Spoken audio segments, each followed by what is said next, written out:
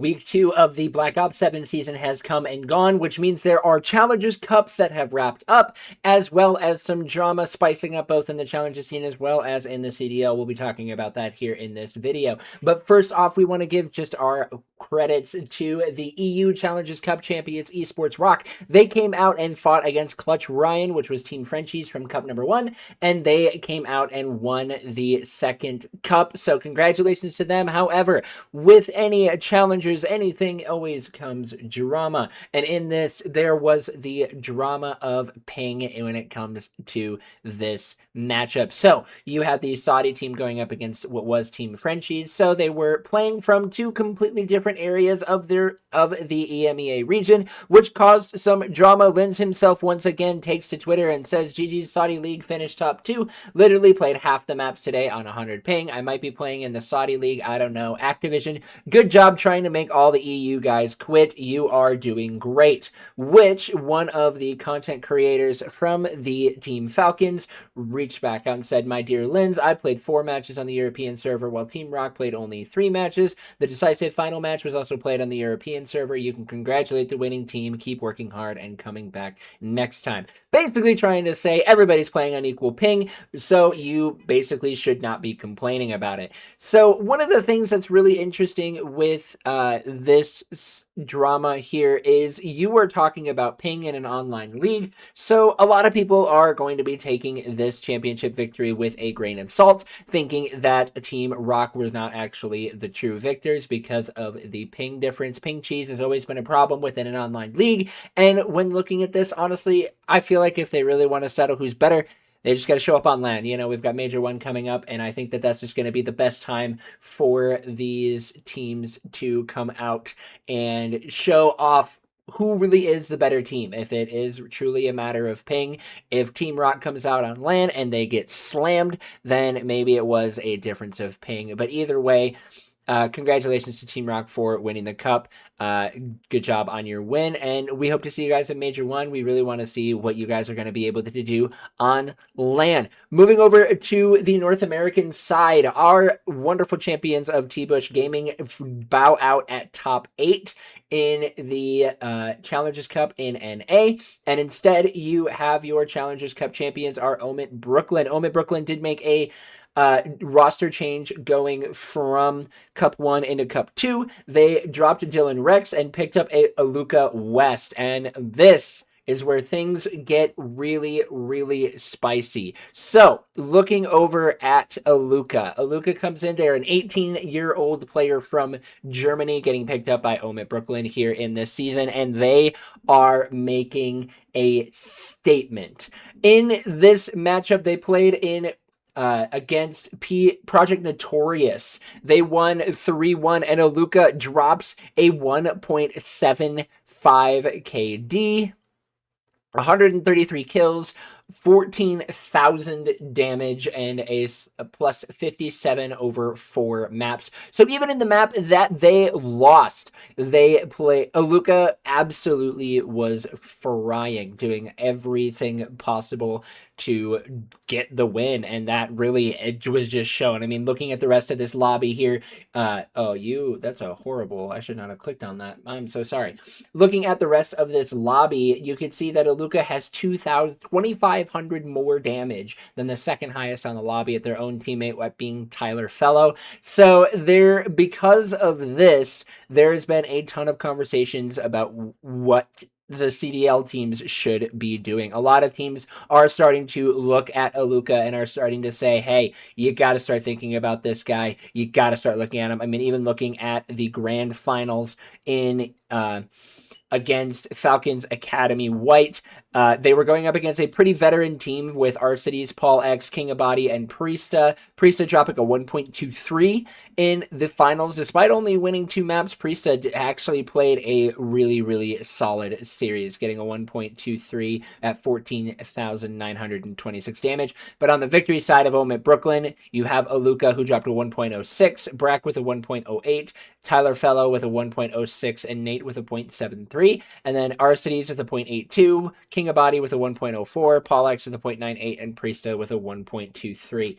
All of this to be saying Aluca is absolutely turning heads. Omit Brooklyn did not make any major steps in the last Challengers Cup, but going into this one, Aluka comes out and really does make some statements out there, to which then many people immediately began to start taking to Twitter and figuring out if Aluka could be the next Mercules. Mercules, we know, coming in last year, played for Omit during the Challengers Cup, got picked up by Toronto Ultra as a last-minute sub going into Major 3 when Beans could not get their visa, all stuff figured out.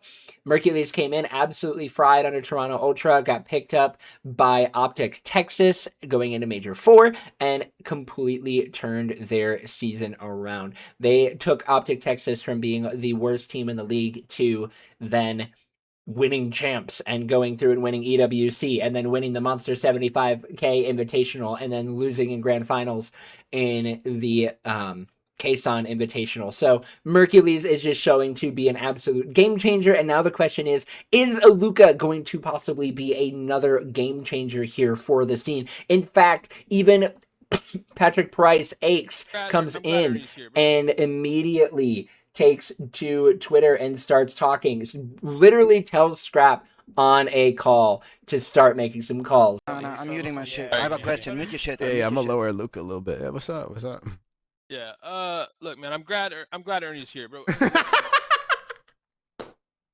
Like, it's not gonna be easy, bro. Like, these conversations are always hard, bro. It is. Brandon had to call last year. There's been plenty of teams that have made the calls in the past. Ken will be fine, bro. Like, Ken is good. Don't worry about Ken. He'll be straight. But what I want you to do is get on the phone tonight. Don't wait, bro. Don't wait. Please don't wait, bro. Do yourself a favor. Get on the phone. Whether this kid wins the cup, loses the cup, who cares? Get him on the team, bro. Yo. When 2026 hits, Ernie, I want to see this kid side by side with you. I don't care if he can't even call out, bro. Get him on the team.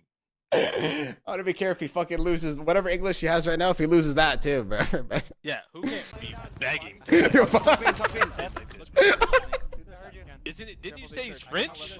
Oh, he have fucking French. No, he's German. He's German. It's European though. Like that's a.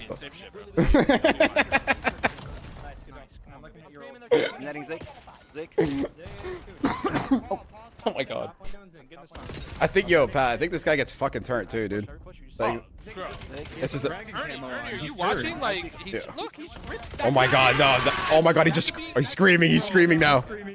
Oh my god, he's here. He actually acts. So you can see here, that is Aluka making some absolute statements, even drawing the eyes of multiple different CDL pros. And honestly, when looking at the situation that the Los Angeles Thieves are in, it makes sense that they would honestly be looking at a player like Aluka, looking at their matchup here, where they got absolutely slammed by the Paris Gentlemates. This is something that a lot of people were looking at their eye raising here, because you had Kenny dropping 8.5. Kenny still not quite able to get out of his slump from what we were seeing a little bit from last year. He's not quite where he wants to be now. Kenny is very much a winning player. He knows how to win. He knows how to do it. I mean, he's won champs twice, once with the LA Thieves, and then he won with Optic Texas in 2024. So it's very simple. I mean, Kenny does know how to win, but it is also obvious that if you're going to be the LA Thieves, who are supposedly building this super team, you cannot be having a player that is an absolute question mark on whether or not they're going to be dropping a 0.5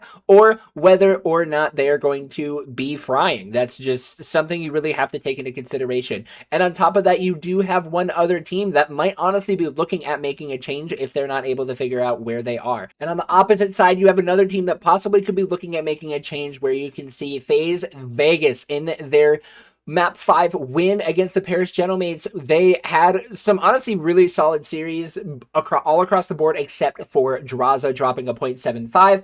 Draza found himself in a bit of a short end of the stick going into the later half of last year, and his inconsistency issues are beginning to show up here again this year. So it is very important here that if you are looking at an AR replacement, looking at somebody who can shoot his gun, Aluka is the way to go. And so you want wanting somebody who's consistent. You're wanting somebody that you know is making the right decisions on the map. You're looking for a second Mercules. You're going to want to be looking at someone like Aluca. He's already showing that he is one of the top fraggers in challenges right now. And so, you're seeing this gap between these top teams. You've got Optic Texas, who have not lost a series yet, and you've got Paris Gentlemates, who have lost a series here in map 5, but then they went on to 3-0 LA Thieves and absolutely slammed them. So if you're looking at wanting to solidify yourself in the top 4, looking at finding that final piece of the puzzle that is going to push you up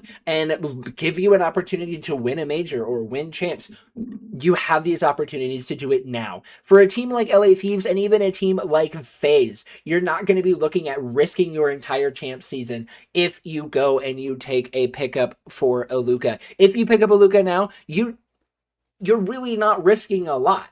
You know, even if Aluka comes in and they aren't able to fry in the same way, you have time to make changes and make fixes. That's what a lot of these areas in the early parts of the season are for, especially now as we get into Major 1 and going into the holiday break. This could be huge. I think if you are Aluka, you're definitely going to be starting to get looked at by pro offers and seeing if there are any options available for you there as well. And honestly, it would not be a bad idea to start trialing with some teams. You know, even looking on the opposite side and some of those other teams, you've got G2, who really could look at possibly an improvement from Skies, who is not quite necessarily playing horribly, but they aren't necessarily playing at the caliber that you want them to be, and a player like Aluka could be the thing that bridges that gap for G2 in that middle of the pack where they are, up to surpass teams like Boston, and also looking at possibly even taking on teams like Optic, where, you know, right now the goal for these middle of the pack teams is fitting in that piece of the puzzle to beat your Optics, to beat your Gentlemates, and Aluka is showing to be that piece of the puzzle just from what they're putting out in challengers.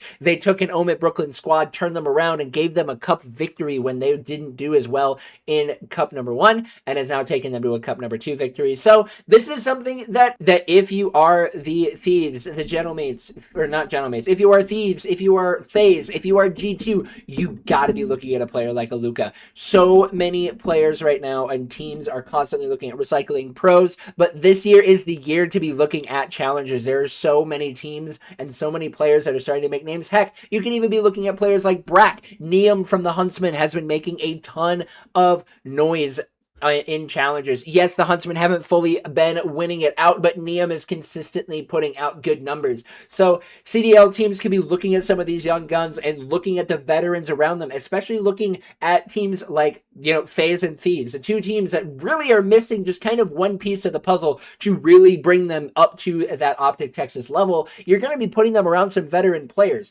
Let's say Thieves were to pick up Aluka and put him in for Kenny. You now have Aluka playing alongside Scrap, Hydra, Abizi. You have 2 world champions and last year's MVP in Scrap. There's not really a better position for Aluka to be going in to learn. Or even looking at it from the side of Vegas, you know, yes, Draza's a world champion. He knows how to win, but he's not playing well. You pull him out. You put in Aluka. Now you've got him learning under Simp, Abuza, and 04. You could be looking at some incredible talent to go and take these young bloods and bring them up. I think that's one of the things that has been such a key to Mercules' success, as Mason has even said himself, that a big key to his victory is his teammates. He said that his teammates make it easy. And yes, Mercules is a Cinderella story. He's been making a ton of right decisions, been all over the map, even so far that Benjay asked if Mercules was cheating.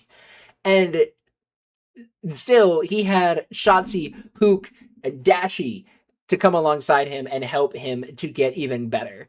And the things that you really can't teach from playing unless you play alongside the best really can only happen if you bring those rookies into that situation. So I really want to see Aluka be making some headway into the league. I think he would be a great fit onto the LE Thieves or even FaZe Vegas, especially since Draza plays a lot more of that flex role. He's not afraid to pull out the SMG when he needs to and get active around the map. Aluka was doing the same thing, pulling out that SMG, running around the map, and getting a lot of stuff done. However, on the side of the LA Thieves, they really need somebody who's able to soak up hill time and get another like Dan Ghosty kind of player. And honestly, that's a whole other thing, is talking about whether or not Dan Ghosty should have even been dropped in the first place. I'm of the mindset, honestly, he shouldn't have been. I think out of everybody on that team, I think Envoy made sense in that instance, and I think Abizi is a clear upgrade from Envoy, but I do think that Ghosty would have been a better pick.